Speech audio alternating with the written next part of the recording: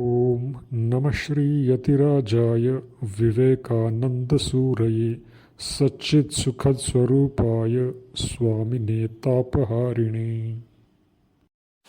Welcome all. In the last session we saw the second chapter of Jnana Yoga, that is the real nature of man. Today we will be seeing the third chapter. It's titled Maya and Illusion, and it is one of the very important chapters in this Jnana Yoga book.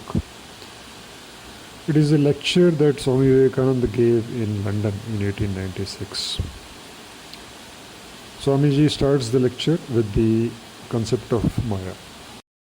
Swamiji explains that the term Maya was used in old Vedic literature, and it does denote as illusion or magic. But the full development of the term came later. Swamiji cites the mantra of Shvetashvatara Upanishad, that is Mayam tu Prakritim Vidhi, Mayinam tu Maheshwaram. Know this Prakriti to be Maya, and the Lord of this Prakriti is Maheshwara. Some philosophers and even Buddhists added their own meaning to the word of Maya. And unfortunately, with the Buddhist, the word assumed the meaning of something like idealism. And even now that meaning comes to the mind when Maya is used. Idealism says that there is no reality as such outside, it's all just the projection of my mind, thoughts. And that is not the position of Vedanta. Vedanta, to try to understand Vedanta properly, we have to go slowly. So in this Jnana Yoga chapters, we have to pay attention to what Swamiji is saying. Initially he started with the need of religion, then the real nature of man, and now the Maya and illusion. So what does Vedanta mean by Maya? That we have to slowly explore. Maya of Vedanta is neither idealism nor realism. Idealism, as we saw, says that everything is just a thought of my brain or my mind. And realism says that no, this external world perceived is existing as an independent reality, and it is independent of me. So Vedanta is neither realism nor idealism. And the Maya of Vedanta it's not theory, it's not a concept like idealism and realism. By Maya, Vedanta means the statement of facts. What we are and what we see around is Maya.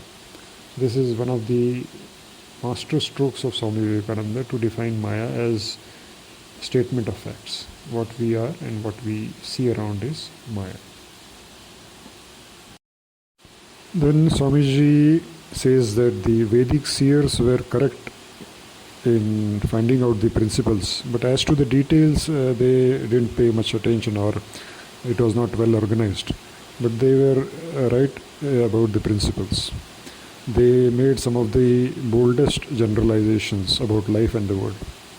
And he says that modern science cannot even put these generalizations even in theory now. Even now, modern science has not achieved the kind of generalizations that the Vedic seers achieved about life and world. They found out that mind itself is under time, space and causation, and it cannot solve the laws of life and world. Then Swamiji takes on the idea of evolution, the theory of evolution that was so predominant in Western sphere in those days. And people were saying that as per this theory of evolution, and in accordance with this, that the evil is gradually getting reduced, and finally only good will be remaining in the world. That is what this theory of evolution implies.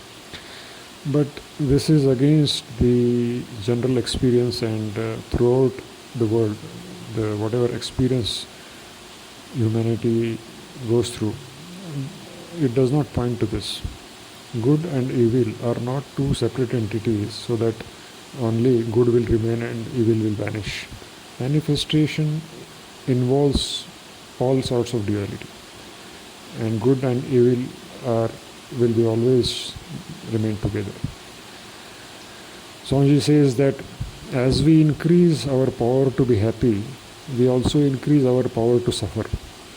And sometimes I am inclined to think that if we increase our power to become happy in arithmetic progression, we shall increase, on the other hand, our power to become miserable in geometrical progression. So he narrates how the savage living in the jungles is not very much evolved intellectually, but if you cut his hand, he will be not that much pained. But then if man evolves and his joy is not in senses like a savage, and his joy is in the intellect, so it has been refinement. But a small cut will make him very much miserable. So the amount of good and evil just goes around from one sphere to other sphere. So it does not, evil is reducing and good is increasing. That does not happen. It is the manifestation is a mixture of good and bad, and heat and cold, pleasure and pain. And so long as there is a duality, there is a manifestation, it remains the same. Now this is a very powerful statement to be made in public, and Swamiji, through the mastery of his portrayal of the human experience, gives in this lecture a very great picture of this illusory nature of this life and the world. If you go through the chapter, paragraph after paragraph, Swamiji sketches the picture of life, the misery and fluctuating pleasure pain of life, and then each paragraph ends with a powerful statement, and this is Maya, and this is Maya, and this is Maya. So all the contradictions in manifestation, contradictions in existence, life, Swamiji very forcefully brings out. Of course, it's not just the oratory, but Swamiji's tremendous spiritual power that was coming out through his lectures. And Swamiji also says that people are frightened when they are told these things, but bold we must be, and hiding facts is no remedy. Life is a mixture of existence and non-existence. It is a contradiction.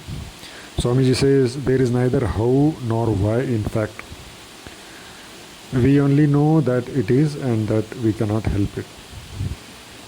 The infinite tries to express through the finite, but finds that it is impossible and retreats back. This retreating back is renunciation, and it is the very basis of religion. Since good is always associated with evil, then should we not do good? No, we have to keep on doing good, but in the light of Vedanta. The light of Vedanta, the knowledge of Vedanta and Maya, makes us less fanatic, and we can work better and with patience. Good and bad, happiness and misery, etc., the pairs of opposite, they will always be remain so long as this dream of world and life continues. But we have to be patient so as to find out the truth underlying this. So Vedantic position is neither pessimism nor optimism. Now the agnostic position of taking life as it appears to senses and abandoning any attempt to reach the ideal, that is taken up. The agnostic says that we cannot know whether there is some reality, God, or something permanent. All that we know is this sense, thoughts, mind, body, world, and we should take it as it is, and we should not try to reach some ideal, or there is no such thing. And so even if it is there, the attempt to reach it is futile, it's not possible. But Swamiji says this is a tremendous illogical error. because it ignores the huge part of human life, which is feeling, thoughts, aspirations, struggle to reach ideal, and millions of souls have tried, and many saints have reached the states of absolute purity, that is the God in theological terms, and Brahman in the Vedantic parlance, or we can say the infinite existence, reality. But in this manifestation mode, Swamiji says this Maya is everywhere. It is terrible. That we have to work through it. The way is not with the Maya, but against it. It is not that you accept the appearance and then be satisfied. You have to transcend this duality of subject-object.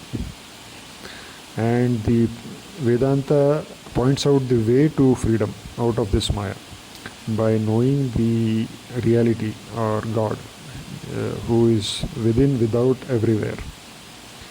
So Swamiji very aptly, forcefully, and with a lot of logic and examples shows what the Maya means in Vedanta and how it is generally mistaken as illusion, and how the life itself is a contradiction, but the agnostic position, or the position which says that you should not try to reach the ideal, or you should be contented with this name and form, that is illogical, and how we can get out of this Maya by finding God, or finding Him who is within, without, and everywhere. So this is in just the powerful lecture of Maya and illusion. Next, Swamiji will be taking up the lecture and the evolution of the conception of God. This can be thought of as a perfect continuation of the current lecture. Om Tat Sat.